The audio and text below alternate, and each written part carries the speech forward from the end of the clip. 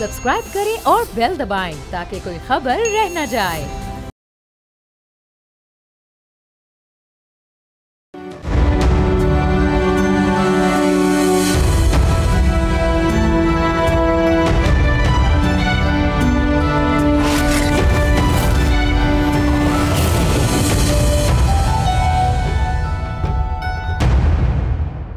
एक और साल अपने इख्तिताम के करीब है, मगर हुकूमत और अपोजिशन के दरमियान सियासी जमूद बदस्तूर कायम है।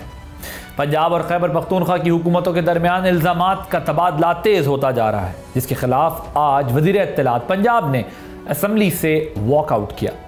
गुज़िश्ता रोज़ वज़ीर आला खैबर पख्तूनख्वा सुहेल आफरीदी ने वज़ीर आला मरियम नवाज़ को एक ख़त लिखा था, जिसमें लाहौर के दौरे के दौरान होने वाले मुबैना नारवा सलूक पर शदीद एहतजाज किया गया था। सुहेल आफरीदी का कहना था कि उनके दौरे के दौरान ऐसे हथकंडे इस्तेमाल किए गए जिनका मकसद उनकी तज़हीक करना था।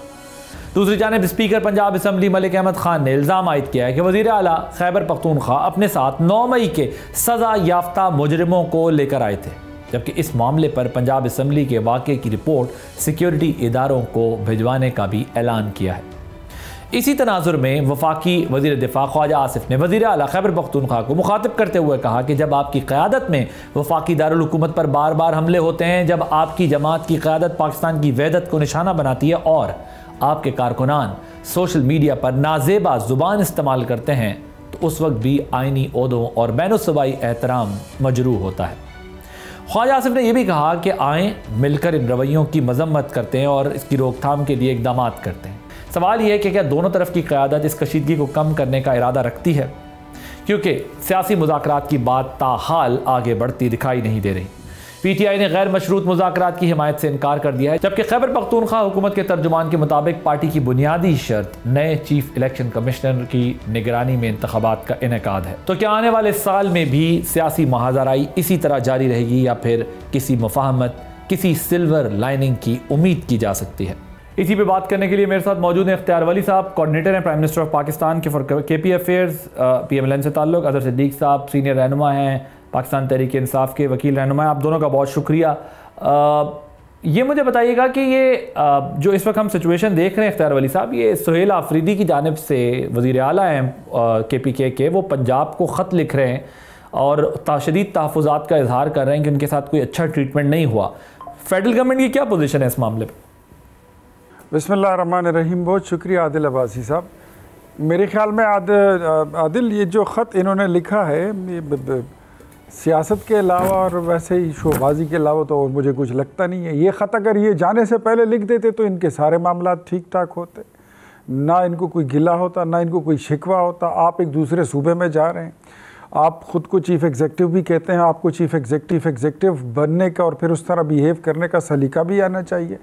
तो वो आपको प्रोटोकॉल देते, आपको सिक्योरिटी देते, आपको अपने हिफाजत में रखते, आप उनके साथ शेयर ही नहीं करते कि आपके प्रोग्राम क्या है, प्लानिंग क्या है। आपको खुफिया मिशन पे जा रहे हैं, वहाँ पे तो आप पे कोई पाबंदी नहीं लगानी थी। लेकिन अगर मुझे ये बताइए कि अगर थोड़ा सा भी कोई वाक़या हो जाता तो फिर इन्होंने ये नैरेटिव बना लेना था कि जी ये देखें खैबर पख्तूनख्वा के वज़ीर आला पर पंजाब की हुकूमत ने हमला कर दिया। अगर किसी ने एक गुलाब का फूल भी मार दिया होता तो यही बयान इन्होंने बना लेना था। वफाकी हुकूमत जो है उस पर क्या हमारी स्टैंडिंग हो सकती है? हम तो यही कहते हैं कि जो ख़त आपने अपने दौरे के अख्तिताम पर लिखा है, ये अगर आप दौरे के आगाज़ से पहले लिख लेते तो ये सारा कुछ बड़ा अच्छा भी हो सकता था, बट वो आपको वारा नहीं खाता। आपको तो मीडिया में इन रहना है, अपनी सोशल मीडिया को इंगेज रखना है, और ये स्टंट मारना जो है ये आपका पेशा भी है, ये आपका नान नफ़का भी है, ये आपका जो है आपकी तर्ज़ सियासत भी है। तो मेरे ख़्याल में मैं उस पर इससे ज़्यादा बंदा क्या ही कह सकता है। जो बंदा अपने सूबे को जो टेररिज्म की आग में झुलस रहा हो, वो बंदा जिसके अपने सूबे में ICU के बेड्स नहीं हैं, मरीज़ तड़प रहे हैं, जिसकी अपनी सूबे की 34 यूनिवर्सिटियों में से 24 यूनिवर्सिटियाँ दिवालिया हो चुकी हैं, जिसकी 18 यूनिवर्सिटियों की जायदादें नीलाम करने का ये ऐलान कर चुके हैं, ऐसे सूबे का वज़ीर आला अब लाहौर में मैं क्या कहूँ, बत्तियाँ ही देखने गए होंगे, फिर ये जख मारने गए, पता नहीं क्या करने का। अज़हर साहब वो कह रहे हैं कि जो कुछ आप अभी ख़त में लिख रहे हैं बेहतर था कि ये आप पहले लिख देते वज़ीर आला के तौर पे, तो आपको इन मसाइल का सामना ना होता, बल्कि प्रोटोकॉल भी मिलता और आपकी हिफाजत के लिए इकदाम किए गए, वरना तो कोई गड़बड़ हो जाती तो मसला हो जाता। तो आप लोगों ने सिर्फ पॉलिटिकल स्टंट किया ही। अगर सीएम चीफ एग्जीक्यूटिव के तौर पे रहते तो चीफ एग्जीक्यूटिव दूसरे सूबे में प्रोटोकॉल देते। कहीं गलती हुई आप लोगों से? बहुत शुक्रिया। सोशल मीडिया भरा हुआ है उस इंफॉर्मेशन के हवाले से, इंटीमेशन के हवाले से कि जो बाकायदा पहले बताया गया था। अब छुपना चाहें पीछे तो कोई हर्ज नहीं है, और कोई रोक सकता है आपको? मैं एक बात करता हूं, चलें फर्ज करें नहीं बताया था, आगे एक वजीर आए थे, बिलावल भुट्टो साहब को नहीं दिया आपने बड़ा प्रोटोकॉल, या बहुत से लोगों को? यानी आप यानी सिर्फ इस बुनियाद पर कि चलें आपको बताया नहीं, हालांकि वो कुछ नहीं, वो बाकी लोगों के जो पंजाब को देखते हैं, जो पंजाब के देखने वाले लोग हैं ना, वजीर इत्तलात, तो उन्होंने तो बड़ा क्या कहा है ना जी, उन्होंने तो कहा है कि ये सिर्फ यहाँ पर फतह करने आए थे, पता नहीं क्या क्या लफ्ज इस्तेमाल किए उन्होंने। आज के अगर वो प्रेस कॉन्फ्रेंस देख लें या चीजें पढ़ लें तो बड़ी तकलीफ होती है इस बात पे यार, ठीक है ना जी। और वो ये कह रही थी मेहमान बन के आए। आज मेहमान एक बिन बुलाए अगर आ गया तो मेहमान है ना जी।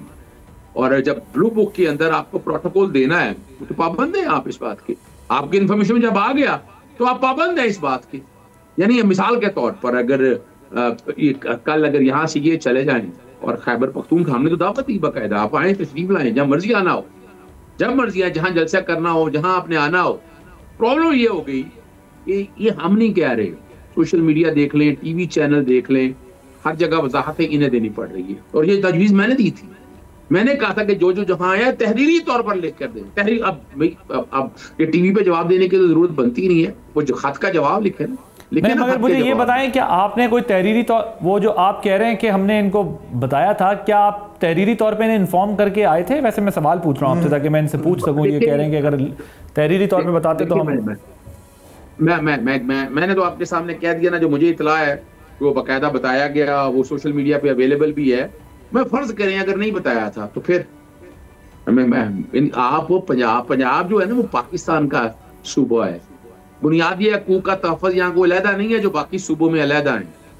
आगे है ना, आप पे जिम्मेदारी है, आपके ऑब्लिगेशन है। ओके, ठीक। और दूसरी जो बात है ना कि देखिए अब हमने पंजाब असेंबली के अंदर जो कुछ वो स्पीकर पंजाब असेंबली का बयान आपने सुना है? वो कह रहे हैं अजहर साहब के 9 मई के जो मुल्ज़िमान थे वो भी इस ग्रुप में साथ आए हैं। आपने सुना है? उन्होंने कहा इस पर हम तहकीकात भी कर रहे हैं। स्पीकर पंजाब असेंबली मलिक अहमद खान साहब ने बात की। मैं हैरान होता हूँ ये। अच्छा वही कह रहे हैं ना कि जिस तरह आप एक कैदी से नहीं मिल सकते, हमारी असेंबली हमारी मर्जी। यार कमाल कर रहे हैं आप। आपने स्टेट में स्टेट बना ली है किस बुनियाद के ऊपर? अगर फर्ज करें मुल्ज़िमान भी है, सजा याफ्ता होना और बात है। आप इस कैपेसिटी में कह सकते हैं कि मुल्ज़िमान आ गए हैं, अगर आ गए हैं तो रोक सकते हैं किस कानून के तहत? ये आईने पाकिस्तान नहीं, वो तो मुजरिम कह रहे हैं, सजा याफ्ता मुजरिम कह रहे हैं। ओ मैं सजा याफ्ता मुजरिम कह रहे हैं, मुल्ज़िम नहीं कह रहे। बड़े अदब के साथ उनकी रिपोर्ट आ गई है, वो रिपोर्ट सारी पढ़ लीजिएगा। सवाल 3-4 बड़े अहम है, हर एक ने देख लिया गार्डों ने किस तरह धक्के मारे। मैं पंजाब असेंबली के अंदर जाता रहा हूँ, मैंने आज तक वो सीढ़ियों से आगे तक किसी सहाफी को जाते नहीं देखा, कैमरा जाते देखा। बहाने बनाए यार, यूट्यूब आए थे, अब जो मर्जी कह दे, जो मर्जी कह दे। मैं तो इसका तकाजा करता हूँ, आ जाए जुडिशल कमीशन बना ले, आ जाए नॉमिनेट करे किसी जज को और वो आगे हकायक आपके सामने बता देगा। ये तो एक वाक्य है ना। मुझे बताए, मैं जो लिबर्टी मार्केट पहुंच रहा था सर, आप मैं अपनी आंखों से कह रहा हूँ कि मैं खुद फिरोजपुर रोड धक्के खाता रहा हूँ, उसके बाद लिबर्टी धक्के खाता रहा हूँ, जाकर बड़ी मुश्किल से जाकर जेल रोड से रास्ता मिला, मैं फिर भी लिबर्टी नहीं पहुंच सका।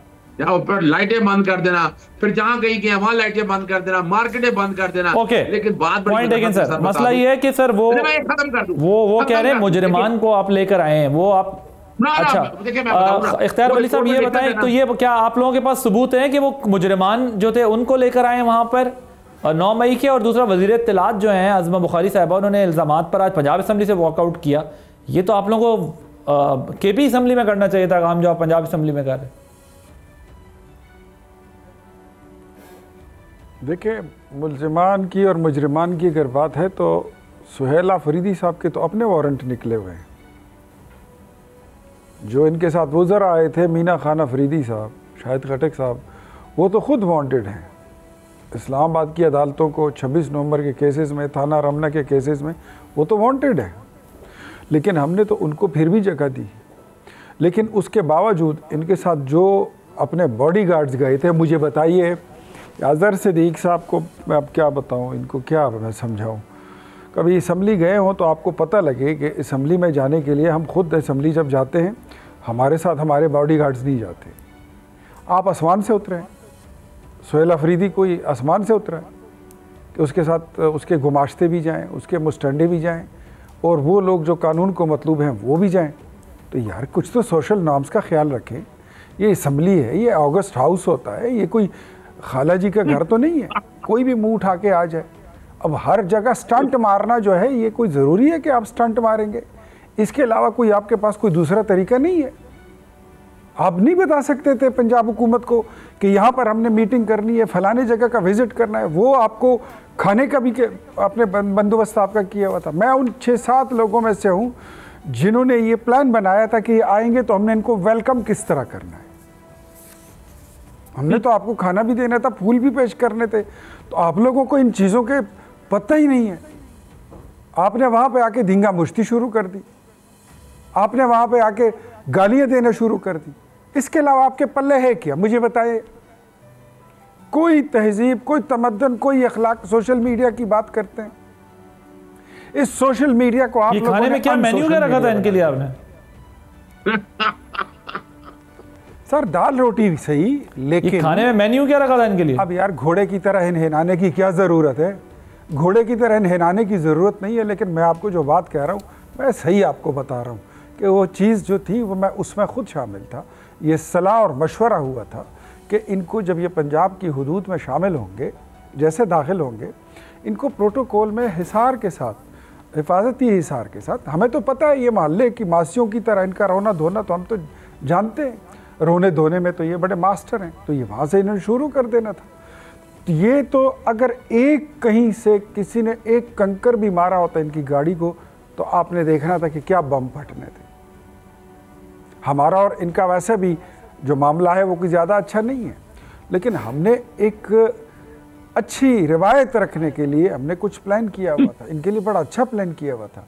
बट ये आज मुझे बता दें कि आप अज़हर सिद्दीक साहब वो आप कहते हैं ना कि एक सूबे का चीफ एग्जीक्यूटिव है, दौरा कर रहा है, आप दूसरे सूबे की पुलिस को, वहाँ की जो इंतज़ामिया है उसके साथ अपनी एक्टिविटी शेयर नहीं करते हैं, तो फिर तो यही होगा कि जब वो जहाँ जाएंगे पुलिस वहाँ पहुँचेगी और इनकी सिक्योरिटी को वो यकीनी बनाएंगे, क्योंकि कुछ भी हो जाए जिम्मेदारी फिर हम पे आनी थी। ये तो अगर किसी दूसरे मुल्क में आपने इनकी सिक्योरिटी यकीनी बनाई थी, हालांकि खुद ओके अगर साहब वो कह रहे हैं कि एक तो आपकी सिक्योरिटी को यकीनी बनाना था हमने, इस वजह से ये सब, वरना आदिल अब्बासी साहब आज आप प्रोग्राम इस इशू पर कर रहे होते कि सुहेल अफरीदी पर आपकी हुकूमत थी, आपका वजीर आला था, आपकी वजीर आला थी, आपका आईजी था, आपका सीसीपी था, हमला कैसे हो गया? फिर मैं आपको आज यहाँ अल्लाह ना करे सर ऐसी कोई चीज़ें हो। बहुत जिम्मेदारी के साथ रियासत के मामलात को आगे चलाना होगा। सियासी मामलात पर रियासती मामलात सियासी मामलात गालिब नहीं आने चाहिए, बिल्कुल ठीक बात है, और सियासी इख्तिलाफ अपनी जगह, लेकिन इस चीज़ का आप सबको ख्याल रखना है कि एक दूसरे का जो ड्यू प्रोटोकॉल या सिक्योरिटी रिलेटेड इशूज़ हैं उसको ज़रूर देखना चाहिए। लेकिन सवाल ये पैदा होता है कि अपेरेंटली तो गवर्नमेंट वर्सेस गवर्नमेंट जो है वो बन गया ना, सियासी जमातों की लड़ाई नहीं रही है ये, ऐसा लग रहा है हुकूमतें एक दूसरे के खिलाफ सफ़ आ रहे हैं। वो कह रहे हैं आपके लिए खाने का मेन्यू भी डिसाइडेड था, आपने बगैर इन्फॉर्म किया है तो हम क्या करते हैं, आपको हिसार में सिक्योरिटी में रखा। लेकिन एक बात अज़हर साहब ये भी हो रही है, ये भी बात की जा रही है बहुत, कि शायद नंबर उतना नहीं निकला, लोग उतने नहीं निकले जितनी केपी के सीएम की एक्सपेक्टेशन थी, इस वजह से वो फ्रस्ट्रेट हो रहे हैं। आपके ओपोनेंट्स आप पर ये इल्ज़ामात लगा रहे हैं कि जो एक्सपेक्ट करके आए थे वर्कर्स को मोबिलाइज करने का वो नहीं कर सके। What is your take on? अच्छा मैं पहली तो बात मैं बताता चलूँ ना, हमारे यहाँ मसला ये है हर काम में टांग अड़ाना। वफाकी हुकूमत का पंजाब से क्या ताल्लुक, ये किस कैपेसिटी में बात कर रहे हैं या किस कैपेसिटी में ये बात कर रहे हैं, किस हवाले से, ये कुछ सियासी है, ये कुछ सियासी जमानत में मैनेज करना था। और अगर सूबाई हुकूमत एक कोऑर्डिनेटर के साथ चीजें अगर शेयर कर रही है तो फिर अल्लाह ही आप पता है इस निज़ाम का ना, इस मुल्क का। और तीसरी बात बता दूं, एक वकील होने के नाते इन्होंने इंतजाम किया हुआ, इसका मतलब पता था ना इनको, ना इंतजाम किया हुआ था ना, खुद कहा है उन्होंने, डिस्कशन हुई, यानी आने से पहले डिस्कशन होती रही इसका मतलब सब कुछ पता था इनको। यानी आज बैठ के हम ये कहना कि हमें पता नहीं था, प्रॉब्लम हमारे यहाँ ये है कि हम ना झूठ बोलने पे ज्यादा तवज्जो देते हैं सर। अगर आप चाहते हैं ना कि इस मुल्क में हम आंगी हो ना, हम आंगी हो तो कोई मुश्किल काम नहीं था। रवायात हैं, हम तो देखे ना आंखें बिछाए बैठे होंगे जब आना हो इसमें से किसी का, जरा बताएंगे हम कैसे है। उसका सबूत दे देता हूँ अपना। हमारे दौर के अंदर बिलावल भुट्टो साहब जो कहाँ से चले थे, कराची से, खैबर पख्तूनख्वा यानी जहां और इस्लामाबाद तक पहुंचे। कोई नजरबंदी की ऑर्डर, कोई 144, कोई जुल्म ज्यादती, कोई झूठे पर्चे, कोई फ्रॉड फ्रेब, कोई रास्ते बंद किए। हाँ, अब आ जाए दूसरी बात की। लेकिन सर बिलावल भुट्टो साहब ये भी कह रहे हैं ना कि आप सियासी इख्तलाफ को सियासी रखें, जब आप रियासती इदारों पे हमलावर होंगे तो फिर पर्चे ही होंगे आपके ऊपर, फिर आपको सख्ती का सामना करना पड़ेगा। बिलावल ने कल तो ये बात की। दुख और अफसोस इस बात का होता है, दुख और अफसोस इस बात का होता है कि अभी ये आए थे, कौन से रियासती इदारों पे हमला किया, हम लोगों ने मजाक ही बनाया हुआ झूठ बोलने का यार। यानी किस बात का? यानी बिलावल भुट्टो यानी भूल गए हैं, यानी उनकी अपनी वालदा से सीख लेते वो सर। वो 9 मई 26 नवंबर और इन दिनों की बात कर रहे हैं। फिर देखिए, फिर वही बात है ना, 9 मई में अभी तक पाकिस्तान तहरीक-ए-इंसाफ का जुर्म साबित हुआ, जिन लोगों ने किया वो भुगत रहे, और ना 26 नवंबर के हवाले से। यानी खुदा, और अगर ये बात करनी है तो फिर बताया ना क्यों नहीं जाने दिया सुहेल अफरीदी को। तो कोट लखपत जेल में जो आपके लोग इसलिए भुगत रहे हैं सजा 9 मई की वजह से। सर मैं फिर बताता चलूं कि वहां फिर क्यों नहीं जाने दिया कैंट में। अगर हवाई मफरूजों में ये बात करनी है, वो जो खत है ना, अगर वो खत अभी अब 24 घंटे ज्यादा वक्त गुजर गया ना, जवाब लिख सके अभी इनकी हुकूमत को जवाब देना चाहिए था। अगर ये सच थे, एक वजीर आला का खाता दफ्तर से खाता आया हुआ है, वो एक चार्जशीट है इनके ऊपर। जी, इख्तियार वली साहब कह रहे हैं जवाब तो दें, जवाब दें, तहरीरी तौर पे हिसाब दें। कहते हैं कि आपने बंद किए हुए रास्ते, अगर बंद ना किए होते तो हम आपको इससे बड़ा जलसा करके दिखाते।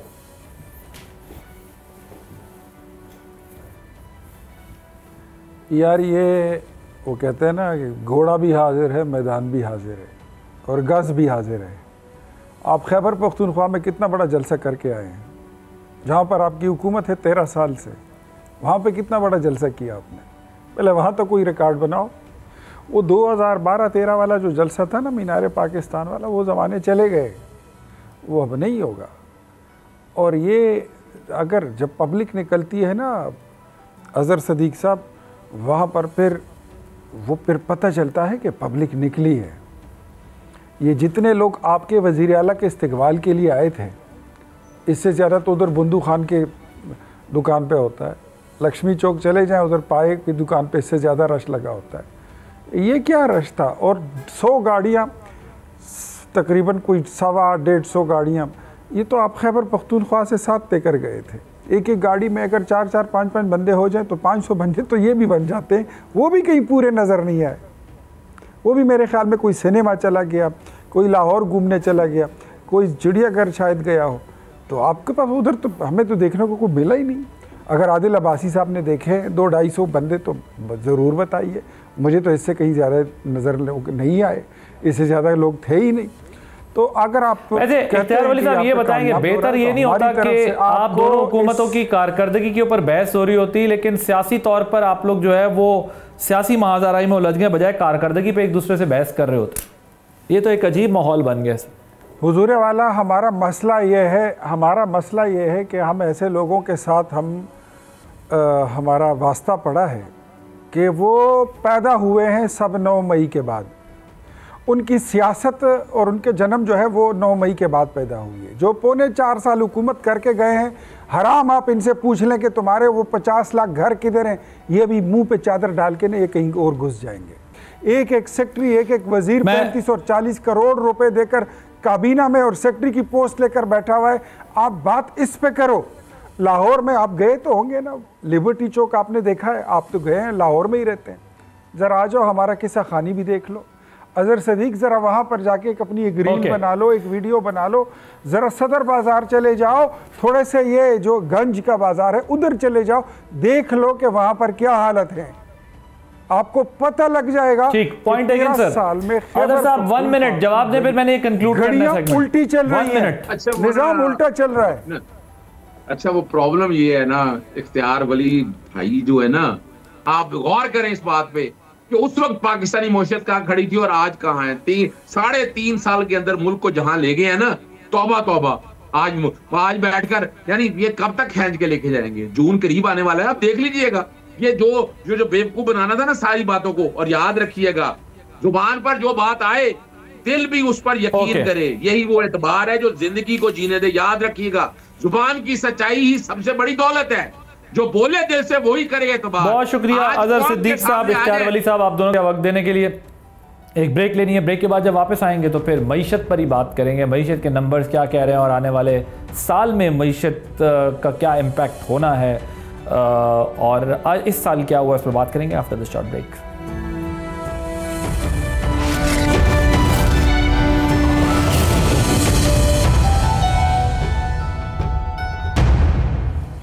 Welcome back. 2025 पाकिस्तानी मईशत के लिए गैर मामूली साल साबित हुआ। एक ऐसा साल जिसमें बरसों की बेयकीनी, हाई इन्फ्लेशन, करेंसी प्रेशर और मुसलसल IMF प्रोग्राम्स के बाद मईशत ने बिल आखिर कुछ सुख का सांस लिया है।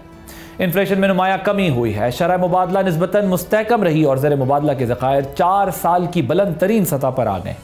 ये सब इंडिकेटर्स इस बात की तस्दीक करते हैं कि पाकिस्तान 2025 में इस्तेहकाम की समत बढ़ा है। इस इस्तेहकाम में सबसे नुमाया तरसीलात ज़र में इजाफा था, जो $30 अरब से बढ़कर $38 अरब की सतह पर आ गई है, यानी तकरीबन 26% इजाफा। इसके साथ कम होता इन्फ्लेशन, स्टॉक मार्केट में तेज़ी और कारोबारी एतमाद में बेहतरी ने यह तासुर दिया है कि मईशत बहरान के मरहले से निकल कर तवाज़ुन की तरफ बढ़ रही है। लेकिन एक बुनियादी सवाल अपनी जगह अब भी मौजूद है कि क्या इस्तेहकाम ही कामयाबी है या ये महज एक आगाज़ होना चाहिए, क्योंकि मुआशी तरक्की की रफ्तार अब भी आबादी के बढ़ने की रफ्तार के बराबर है। सरमायाकारी की शरह GDP के मुकाबले में सिर्फ 13.8% है, जो खित्ते के दीगर ममालिक के मुकाबले में बहुत कम है। निजी शोबे को मिलने वाला कर्ज ज़्यादातर शॉर्ट टर्म वर्किंग कैपिटल तक महदूद है, न कि इस नई सनतों या तोसी के लिए इस्तेमाल हो। इसी का नतीजा है कि बेरोज़गारी में भी कमी के बजाय इजाफा हुआ और आम शहरी के लिए महंगाई में कमी की भी फौरी कोई रिलीफ नज़र नहीं आया, क्योंकि आमदन जमूद का शिकार है। महंगी तवानाई, बुलंद शरह सूद और कमज़ोर सरमायाकारी ने छोटे कारोबार और मुतवस्सित तबके को ख़ास तौर पर मुतासिर किया है। लेकिन इसके बावजूद टेक्नोलॉजी और IT का शोबा इस बात का सबूत है कि अगर दुरुस्त पॉलिसी सपोर्ट का तसलसल बरकरार रहे तो पाकिस्तान रिवायती एक्सपोर्ट से आगे बढ़कर आलमी मुकाबला कर सकता है। इस दौरान पाकिस्तान फ्रीलांसिंग वाला तीसरा बड़ा मुल्क बन चुका है। सवाल यह है कि 2025 की मुआशी कामयाबियों को आने वाले साल में पायदार तरक्की की बुनियाद कैसे बनाया जा सकता है। इसी पर मेरे साथ बात करने के लिए मौजूद हैं डॉक्टर खाकान नजीब, इकोनॉमिस्ट हैं, एनालिस्ट हैं। इनसे ज़रा बात करते हैं सारी सूरत हाल पर। खाकान साहब, मुझे ये बताएं कि जो 2025 है, जो साल अब गुजर गया है, पाकिस्तान की इकॉनमी के लिए ये स्टेबलाइजेशन का ईयर था या मैं क्राइसिस मैनेजमेंट थी? आपने कैसे देखा इस पूरे साल को? पाकिस्तान 2023 में एक डिफ़ॉल्ट लाइक सिचुएशन में था, so that was pure crisis management. और फिर एक फंड की 9 मंथ की अटैचमेंट होती है और फिर एक एक्सटेंडेड फंड फैसिलिटी जो 3 साल के लिए होती है, एक लॉन्गर टर्म प्रोग्राम की अटैचमेंट होती है। वो आप कह सकते हैं कि एक बड़ा ही क्राइसिस मैनेजमेंट वाला था वक्त, क्योंकि पाकिस्तान के पास $3.5 अरब के ज़खायर थे, 24% के करीब इन्फ्लेशन चल रही थी, स्टॉक मार्केट की कैपिटलाइजेशन $19 अरब पे आ गई थी, पाकिस्तान के इंटरेस्ट रेट को बढ़ाना पड़ रहा था, ओवरऑल बैरूनी खसारा चल रहा था, लोकल खसारे भी चल रहे थे, कोई दूर दूर तक इन्वेस्टमेंट की अपॉर्चुनिटी क्रिएट होती हुई नहीं दिखाई दे रही थी। ये 2 साल में एक स्टेबलाइजेशन का प्रोसेस शुरू हुआ और 25 को आप कहें कि जो स्टेबलाइजेशन है उसको सीमेंट कर लिया गया, बिकॉज बैरूनी खसारा भी संभला, इन्फ्लेशन बहुत 5-7% के बैंड में आ गई, जो हमारा एक टारगेट है on the medium term. Pakistan का जो अंदरूनी खसारा है वो with a heavy dose of taxation, जिससे मैं एग्री नहीं करता, बट मैं वो सिर्फ इंस्ट्रूमेंट्स बता रहा हूँ, उसको इस्तेमाल करके संभाला गया। और अगर हम अपने एक्सपेंडिचर्स में से डेट सर्विसिंग निकाल दें तो जो कमाई है वो मोर देन जो खर्चा किया जा रहा था। डेट सर्विसिंग की 8,500 अरब है, तो वो एक इतना बड़ा एस्टिमेट है, उसको निकाल दें तो ये एक प्राइमरी सरप्लस आ गया। इससे हमें पॉलिसी रेट में कमी दिखाई दी, वो 11% पे आया। और आपने ये भी देखा कि थोड़ी सी एक जो हमारी इंपोर्ट है जो लेटर हाफ है, यानी कि जो अभी 5 माह का डेटा आया है जुलाई टू नवंबर वो बढ़ना शुरू हुई, ट्रेड डेफिसिट फिर खुलना शुरू हुआ, और ये उसी चीज़ की अक्कासी करता है कि इकोनॉमी स्टेबलाइज होके थोड़ी सी डिमांड पिकअप की। बिकॉज आदिल ने गाड़ी खरीदी, बिकॉज पहले 1 करोड़ के पीछे 22 लाख रुपए दे रहे थे आप, अब आप 1 करोड़ के पीछे 11 लाख दे रहे हैं। जब आप 11 लाख दे रहे हैं तो क्या हुआ, आपने गाड़ी खरीदी, गाड़ी के पार्ट्स इंपोर्ट हुए, जो गाड़ी आपने खरीदनी थी उसकी सारी CBU इंपोर्ट हुआ, सो इंपोर्ट बढ़ गई। इसी तरह थोड़ी सी कोई फैक्ट्री लगी, थोड़ा सा इंफ्रास्ट्रक्चर, पावर अगेन आया पाकिस्तान में, रेल लिंक्स आए, यानी कि ओवरऑल थोड़ा सा जब ये सब कुछ आया तो आपकी इंपोर्ट फिर पिकअप कर गई। सो स्टेबलाइजेशन हैज़ बीन सीमेंटेड। थोड़ा सा टेल विंड्स मिली, किस तरह से कि आपकी ग्लोबल टेल विंड्स अच्छी हैं। पाकिस्तान का आई थिंक थोड़ा सा जो स्टैचर है वो 10 मई के बाद वो कौन सा मुल्क है आदिल जो अमेरिका के साथ, जो चाइना के साथ, जो मिडल ईस्ट के साथ हंसकर हाथ मिलाए, and you have the same tempo with all of them. So Pakistan came into a decently strong position. आपके the tables really turned visible. Washington Times कह रहा है कि पाकिस्तान एक इंटरनेशनल अलाइनर के तौर पर सामने आया है, और पाकिस्तान जो है वो में एक ज़ाहिर है वो तो बहुत सारे एस्पेक्ट्स को अब ये हाईलाइट करें, इसमें मिलिट्री डिप्लोमेसी भी है, या गवर्नमेंट को की तरफ से लिए हुए स्टेप्स हैं, जिसको यानी आपने जिस तरह फॉरेन पॉलिसी की बात की चाहे वो चाइना से ताल्लुक हो, अमेरिका से ताल्लुक हो, अब पाकिस्तान को मुख्तलिफ नुक्ता नज़र से देखा जा रहा है मई की वॉर के बाद से। मगर ये बताएं कि ये एक बड़ी क्रिटिसिज्म हो रही है, I just wanted to know your opinion about it, कि ये जो प्राइवेटाइजेशन हुई है और जो UAE के PIA की और जो UAE के डिपॉजिट्स की इक्विटी है इसमें तब्दील करने का डिसीजन हो रहा है, इसको how do you see this? तो अगेन देखिए, PI की प्राइवेटाइजेशन को 90 की दिहाई से कोशिश कर रहे हैं इसको प्राइवेटाइज करने की। 2014-15 में I was with the government, तो आई नो कि एक बड़ी स्ट्रांग अटेम्प्ट हुई, और उस वक्त हमें विड्रॉ करना पड़ा, पॉलिटिकली भी विड्रॉ करना पड़ा, यूनियंस का भी बड़ा प्रेशर था, नहीं हो सकी। अगर हो गई होती तो 600-700 अरब रुपए के नुकसान ना होते, मतलब honestly. So the story is you can't run a state organisation. Peoples Party और PTI वर अगेंस्ट ना, उस वक्त पीपल्स पार्टी और PTI ने पोजीशन ले ली थी ना, दोनों को पॉलिटिक्स करने का मौका मिल गया। सो कंसेंसस नहीं डेवलप हुआ जी, सो कंसेंसस नहीं डेवलप हुआ, we pulled out of it. अब अभी 1 साल पहले I think we didn't do a good job in trying to privatise it, because ना आपने सही जिसे कहेंगे उसकी क्लीन अप की थी बैलेंस शीट।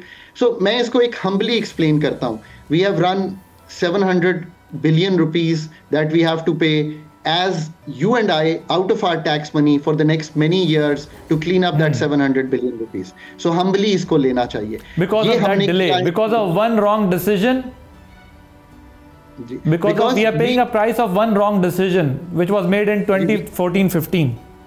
14-15 में चली गई होती तो आज लॉसेस शायद 100-200 अरब के पिकअप करने पड़ते, आज 700 अरब के करने पड़े हैं। And the way we have run commercial organisations as state run organisations जहाँ डिसीजंस नहीं हो रहे थे, और ये कॉन्सेप्ट आज भी कि समहाउ बोर्ड्स जो हैं आकर इन चीज़ों को ठीक कर देंगे, ऐसा कतई तौर पे नहीं होता। No board, no CEO can do this. अगर आप वाकई इस चीज़ को सोचें, बिकॉज उनका 1 टका नहीं लगा होता इन चीज़ों में, and they don't ever do it because they don't have an equity stake in this. They don't have any kind of जिसे कहते हैं एक इंटरेस्ट नहीं होता, और फिर नैब और ये जो बाकी चीज़ों की ये होती हैं वो अपनी जगह आ जाती हैं। So what I am trying to tell you, the story is the following, कि इसके अलावा कोई चारा नहीं था कि हम PIA को प्राइवेटाइज करते, स्टेट में रख के हम उसको मैं ज़रा इजी कर देता हूँ ना, मैं डिस्कशन को अपने व्यूअर के लिए थोड़ा सा इजी करने के लिए समझाऊं कि बेसिकली डॉक्टर खाकान नजीब साहब ये कह रहे हैं कि अगर 14-15 में मैं अभी भी अगेन आई वुड से कि कोई मसला नहीं हो सकता, इससे अच्छी डील हो सकती थी, इसके जैसी डील हो सकती थी, लेकिन डील किसी किस्म की ना करना जो है वो अरबों रुपए का पाकिस्तान को नुकसान देता है। ये वो वाइट एलिफेंट है। अगर 14-15 में आप बेशक इससे अच्छा फैसला कर लेते, मिल के कर लेते सारे, लेकिन ना करने की वजह से आज हम 700 अरब रुपए का टीका जो है वो लगा हुआ है, वो भी पे करना है, और जो बचाने जा रहे थे वो भी जो है वो नहीं बचा सके हैं। तो ये एक असल चैलेंज है जो लोगों को समझना पड़ेगा कि जी गो अहेड खाकान साहब। ये एक संक कॉस्ट थी, ये पिकअप करनी थी। This is how we have dealt with things in Pakistan.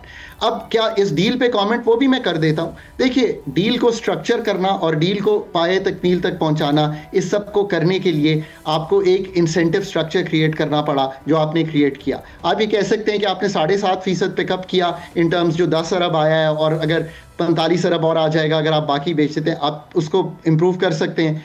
आपने 125 कंपनी में ही इन्वेस्ट कराया। पर असल सिचुएशन ये है कि कंसिडरिंग कि कोई बाहर का ऐसा इंटरेस्ट नहीं आया, एक लोकल इंटरेस्ट था, लोकल पार्टीज़ का था, और एक इंसेंटिव स्ट्रक्चर क्रिएट हुआ जिसमें ये डील हुई। इसको इस तरह सोचना चाहिए।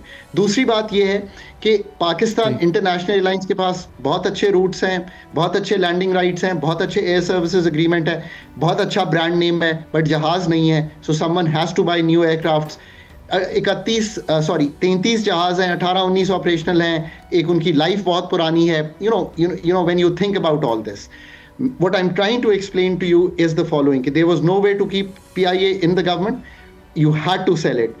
फिर आपको जो इंटरेस्ट आया उसके मुताबिक ये डील हुई। आपने अच्छे इंसेंटिव्स बहुत दिए, टैक्स हॉलिडे दी, आपने GST ऑफ किया, आने वाले टाइम्स पे मराद दी, ये सब है। इस डील का जो डिटेल है ना, वो पढ़नी पड़ेगी to actually comment on this thing. जब तक वो सर्विसेज एग्रीमेंट आ नहीं जाता जिस पे ये ट्रांसफर होगा अप्रैल में, तो we should not be able to. But असल जो मुझे इसका ये है कि अगर हमने यही करना था 14-15 में, एग्जैक्टली यही डील थी जो हमने बनाई थी, एग्जैक्टली यही डील थी जो हमने बनाई थी। इसमें कोई फर्क नहीं था। तब हमने पाकिस्तान उसमें 75% शेयर आप लोग जो है वो दे रहे, 75% शेयर जो था प्राइवेट सेक्टर के पास जाना था, 25% स्टेट के पास रहना था, और उन्होंने ही सारे एक्सपेंसेस बेयर करने थे। यही आप लोग करके हटे थे, ये कह रहे हैं आप? पाकिस्तान एयरवेज एक बननी थी, पाकिस्तान एयरवेज में ये ट्रांसफर होना था, और ये ऐसी ही डील थी जो होनी थी। So that's what I'm trying to say. अच्छा, 2026 के बारे में डॉक्टर साहब आप क्या कहेंगे? क्या इकोनॉमिक चैलेंजेस होंगे 2026 में? क्योंकि हम देख रहे हैं हमारी ग्रोथ और पॉपुलेशन दोनों साथ ही बढ़ रहे हैं ना। प्रॉब्लम तो ये है, तो किन सेक्टर्स पे फोकस करना होगा हमें, और हमारी ग्रोथ बढ़ने के क्या चांस है, और 2026 इकोनॉमी के लिए चैलेंजेस क्या होंगे? देखिए, इसको इस तरह समझना चाहिए कि अब हम टाइम और स्पेस तो बाय कर चुके हैं to do a lot of work on the economy, जो economy require करती है to set the economy from a path of stabilization, जो कि हम बार बार करते हैं, to a part where we move to a growth story. असल चैलेंज ये है कि क्या हम वाकई वो टोन सेट कर सकते हैं, क्या हम ग्रोथ स्टोरी लिख सकते हैं। Pakistan has struggled to move beyond stabilisation. आज भी वहीं पे खड़े हैं कि हम स्टेबलाइजेशन से जो ग्रोथ का मॉडल है उस तरफ ट्रांसफॉर्मेशन नहीं कर पा रहे। What is a growth model? कि पाकिस्तान के क्या ग्रोथ डायग्नोस्टिक्स हैं, बाइंडिंग कंस्ट्रेंट्स क्या हैं ग्रोथ के। अगर हम ये नहीं कर पाएंगे तो it will be very difficult कि पाकिस्तान जो अभी बैलेंस ऑफ पेमेंट्स के चैलेंज में हर दफ़ा आ जाता है उसमें से निकल सके। Binding constraints on growth identify करने पड़ेंगे, scale and depth of reform identify करनी पड़ेगी, और we have to really think कि क्या हम ये सारा कुछ कर पाएंगे। वो टीम, वो इकोनॉमिस्ट्स, चाहे वो फिलीपींस में थे, चाहे वो इंडिया में मनमोहन सिंह की टीम थी, क्या वो हम आइडेंटिफाई कर पाएंगे? ये रियल चैलेंज है। क्या हम एनर्जी सेक्टर की तंजीम नौ कर पाएंगे? क्या हम रेगुलेटरी फ्रेमवर्क ठीक कर पाएंगे? Will we be able to do all these things? I think that's the real issue Pakistan is facing. क्या हम इंडस्ट्री के स्ट्रक्चर तब्दील कर पाएंगे? I think this is, क्या हम वो लोग ला पाएंगे जो पाकिस्तान एक HR क्राइसिस में है जो कि पब्लिक सेक्टर का है, क्या हम ये चीज़ तब्दील कर पाएंगे? That's the real question. हम 78 साल में ये नहीं कर पाए Adil. Thank you so much doctor Khaqan Najeef sahab, economic expert थे। वो कहते हैं हम 78 ईयर्स में नहीं कर पाए, लेकिन ग्रोथ के लिए बड़े डिसीजंस लेने पड़ेंगे। स्टेबलाइजेशन का फेज़ आ चुका है, स्टेबलाइजेशन हो चुकी है, लेकिन अब ये देखना पड़ेगा कि पाकिस्तान के इंटरेस्ट में जो चीज़ें बाइंडिंग हैं, जो डिसीजंस करने के हैं, वो अगर किए जाते हैं तो पाकिस्तान की ग्रोथ में सिग्निफिकेंट चेंज आएगा। अदरवाइज़ जो है ये माजी में तो ये नहीं हो सका। आदिल अब्बासी को इजाज़त दीजिए, अल्लाह हाफ़िज़।